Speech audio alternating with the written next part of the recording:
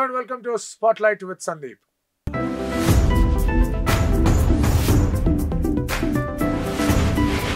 So discipline. ఇదొక చెప్పారు. Discipline అనేది చాలా ఇంపార్టెంట్. అండ్ ఎకానమీ అంటే టైం. మీకు ఒక డబ్బింగ్ సీన్ కి వెళ్ళి డబ్బింగ్ చెప్పారంటే మీకోసం మొత్తం థియేటర్ అంతా బ్లాక్ చేసి పెట్టడం అనేది ఉండదు. అవును. సో మీకు ఒక చిన్న నిడి ఉంటుంది. చిన్న నిడిలో టకటక చెప్పేసేయాలి. పైగా నా కోసం 4 మనుషులు కూర్చుంటారు అక్కడ నాతో పని చేయించడానికి.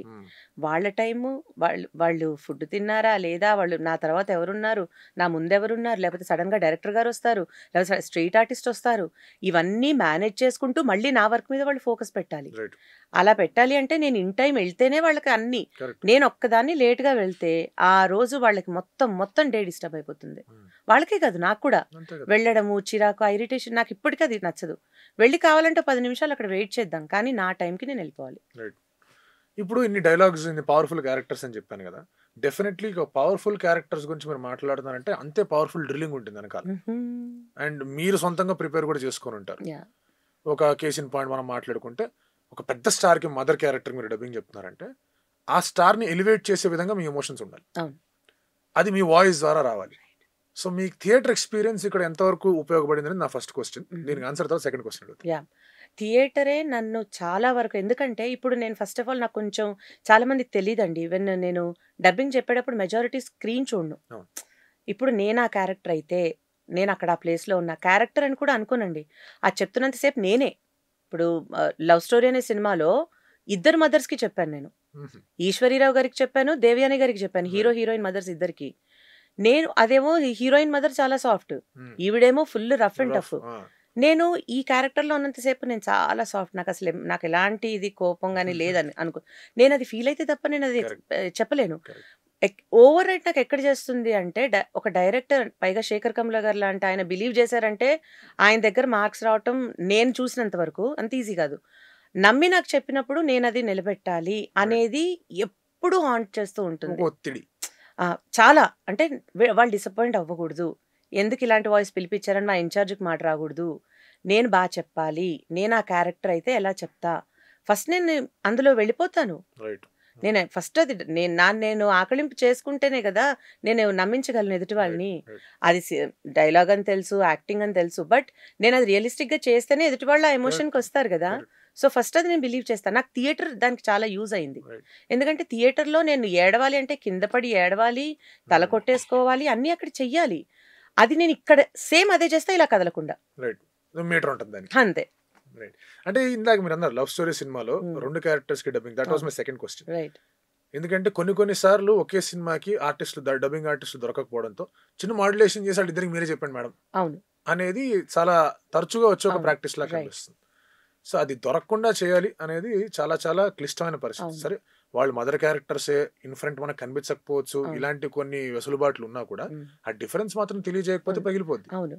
అయితే అక్కడ ఏమైంది అంటే, శేఖర్ కమల గారికి ఆయన ఇద్దరిని ఎందుకు ప్రిఫర్ చేశారు, అప్పుడే వాయిస్ టెస్ట్లు చాలా మంది చేశారు. స్లాంగ్ ఆయనకి తెలంగాణ స్లాంగ్ న్యాచురల్గా వచ్చే వాళ్ళు దొరకలేదు.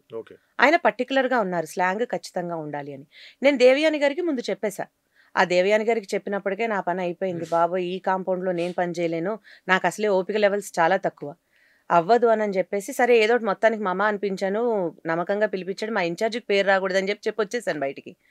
ఆ తర్వాత కొన్ని రోజులకు మళ్ళీ కాల్ వచ్చింది, అక్క 2వ క్యారెక్టర్ కూడా నువ్వే చెప్పాలి. నేను చెప్పను రా బాబోయ్, నా వల్ల కాదు, అంత టైము, వాళ్ళ మార్క్ నేను రీచ్ అవ్వలేనంటే, లేదు అట్లా కాదు, నువ్వు వచ్చి మాట్లాడు అనేసి కో డైరెక్టర్ గారు సూర్య అని ఉంటారు, ఆయన మాట్లాడి, లేదు మేడం ఇది మీరు చెప్పాలి, ఇది మీకు అంత కష్టమేం కాదు, ఎందుకంటే అది చాలా సప్రెసివ్గా చెప్పే క్యారెక్టర్ కాబట్టి మాకు కొంచెం ఎమోషన్ ఎక్కువ కావాల్సి వచ్చింది.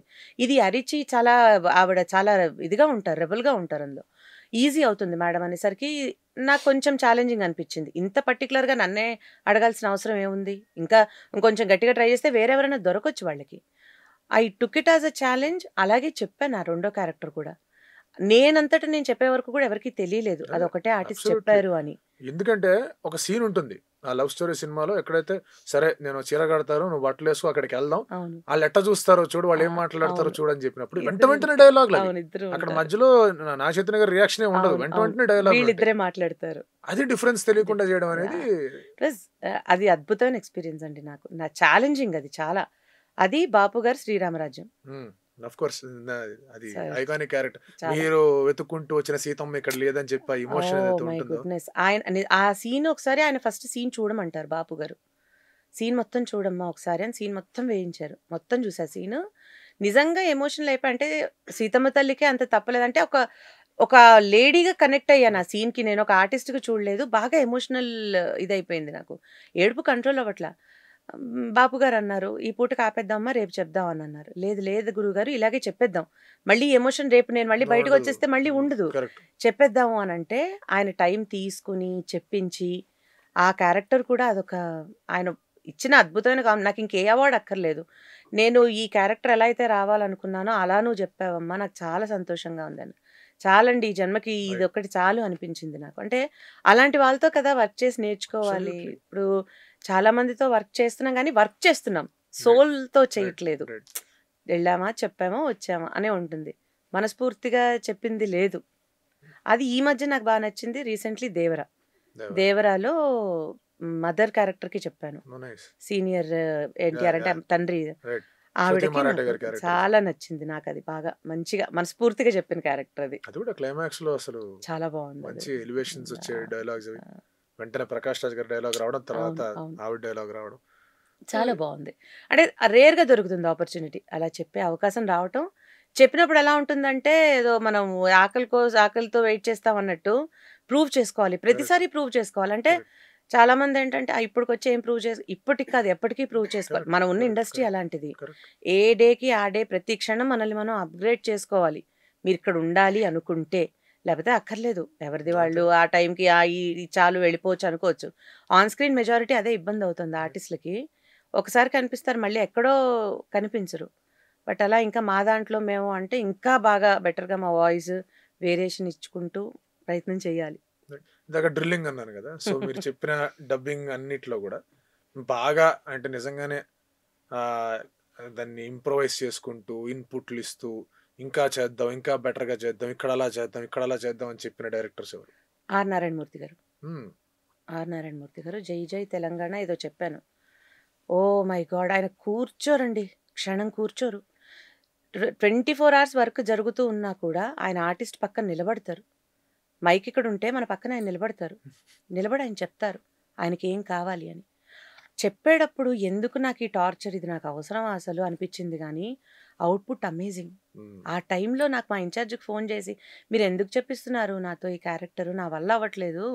ఆయన అసలు ఈ కాంప్రమైజ్ ఆయన దగ్గర ఇదేంటంటే వాయిస్ నచ్చితే ఆయన వదిలిపెట్టరు. ఆయన హ్మ్. కాళ్ళు కడుపులోనే పట్టేసుకొని పని చేయిచ్చేస్తారు. హ్మ్. ఆయనకు కరెక్ట్‌గా నచ్చాలి. నచ్చితే వదలరాయన. వాళ్ళ మీద అంత ఫోకస్ కూడా అందుకే పెడతారు. ఆయనతో నాకు చాలా. నెక్స్ట్ మళ్ళీ నాకు లవ్ స్టోరీయే. ఇంకెక్కడ నేను అంత ఏదో 'అర్జున్' సినిమాకి నేను గుణశేఖర్ గారితో వర్క్ చేశా గానీ, అది సమ్ ఎక్స్‌టెంట్ ఓకే. పర్వాలేదు చిన్న క్యారెక్టరే కాబట్టి నాకంత అనిపించలేదు. శేఖర్ కమ్ల గారిది నాకు చాలా టైం తీసుకున్నారు. రైట్. ఆల్‌మోస్ట్ 20 డేస్ చెప్పాను నేను ఆ డబ్బింగ్. అబ్బా! 15-20 డేస్. 2 వయస్సులు. 2 వాయిస్‌లు. నాకే అర్థం కాలే ఏంటి నేను సినిమా పని చేస్తున్నానా? సీరియల్ పని అదే కదా! చేస్తున్నానా? అంటే వాళ్ళకి పర్ఫెక్షన్ అండి. అంటే వాళ్ళేం పెద్ద అరిచేసి ఎక్స్‌ప్రెషన్ ఏమి అడగరు. వాళ్ళకి చాలా న్యాచురల్‌గా రైట్. కావాలి. రైట్. న్యాచురల్‌గా చెప్పడం చాలా కష్టం. అది అరవచ్చు, అంతే. ఏడ్చేయొచ్చు, ఏదైనా చెప్పొచ్చు గానీ, వాళ్ళు అడిగే స్టైల్ వాళ్ళ స్కూల్ మనకు అలవాటు అవ్వడానికి. వన్స్ అలవాటయిందనుకోండి ఈజీ. రైట్. సో, అంటే ఇప్పుడు ఒకటి ఇదేంటంటే ఆర్టిస్ట్ వచ్చినప్పుడు జనరల్‌గా ఏంటంటే పేషెంట్‌గా ఉంటారు. అవును. డైరెక్టర్లు గానివ్వండి, రైట్. డబ్బింగ్ ఇన్‌చార్జ్ గాని వాళ్ళు అవును. వీళ్ళు కొంచెం మెల్లగా చెప్తూ ఉంటారు. కొన్ని సార్లు ఆర్టిస్ట్‌కే కొంచెం కాలుతా ఉంటది. అరె! ఏం జరుగుతోంది? ఎందుకు రావట్లేదు? ఎందుకు రావట్లేదని. అవును. సో, అలాంటి సమయంలో ఎట్లా మిమ్మల్ని మీరు కాదు వీళ్ళకి ఏం కావాలో అదే ఇద్దాం అని మౌల్డ్ చేసుకోవడం చాలా ఇంపార్టెంట్. అవును. అవును. సో, అలాంటి ఛాలెంజెస్ ఏమన్నా వచ్చాయా మీకు? ఎప్పుడు అట్లా అయితే రాలేదు. ఫస్ట్ నాకు అదే నాకన్నిటికి అడ్వాంటేజ్ నా థియేటర్. హ్మ్. హ్మ్. ఎందుకంటే థియేటర్‌లో నేను చెయ్యని క్యారెక్టర్ లేదు. రైట్. చెప్పని డైలాగ్ మాడ్యులేషన్ లేదు. నేర్చుకునే ఎమోషన్ లేదు. సో, ఆబ్వియస్‌గా వాళ్ళలా చెప్పగానే ఫస్ట్ తెలిసేది నాకు. కొన్ని వాటిల్లో నాకు ఓహో! వాళ్ళేం చెప్పారో నాకు అర్థమయ్యేది గానీ, అది నేను డెలివరీ చేయలేకపోయేదాన్ని. రైట్. రైట్. లేదు ఇదేదో మళ్ళీ చెప్దామండి, ఒకసారి మళ్ళీ చెప్పండి అని. ఒక్కోసారి డబ్బింగ్ అయిపోయి మళ్ళీ నెక్స్ట్ డే కరెక్షన్‌కెళ్ళినప్పుడు, ఆ సీన్ అక్కడ బాలేదండి మళ్ళీ చేద్దాం అని చెప్పిన సందర్భాలు గూడా ఉన్నాయి కొన్ని నైస్. సినిమాల్లో. నైస్. 'ఆడవాళ్ళు మీకు జోహార్లు' అని 'ఖుష్బూ' గారి అవును. మూవీ. శర్వానంద్. 'శర్వానంద్.' 'ఖుష్బూ' గారికి చెప్పాను అందులో. హ్మ్. అందులో ఒక సీన్ అలాగే జరిగింది. చెప్పిచ్చారు బావుంది పర్వాలేదు బావుందండి అన్నారు. నాకు ఇంటికెళ్ళాక కూడా ఆలోచిస్తున్నా. ఆయన చెప్పినట్టు రాలేదు. నేను వేరే ఇంకేదైనా చెప్పాలేమో అనేసి నెక్స్ట్ డే వెళ్ళి మళ్ళీ రీడప్ చేసాం ఆ సీన్. నైస్. మనకి ఫస్ట్ నాకు కన్విన్సింగ్‌గా అనిపించాలి. ఓకే. చెప్పాను అని నాకలా అనిపిస్తే అప్పుడు నాకు హమ్మయ్య! అనిపిస్తుంది. లేదు అంటే అది మైండ్‌లో తిరుగుతూనే ఉంటుంది. నేను చెప్పలేకపోయాను వాళ్ళు చెప్పింది అనేసి. రైట్. అలా ఉంది తప్ప ఎప్పుడంత హార్డ్‌గా ఎప్పుడు అనిపించలా.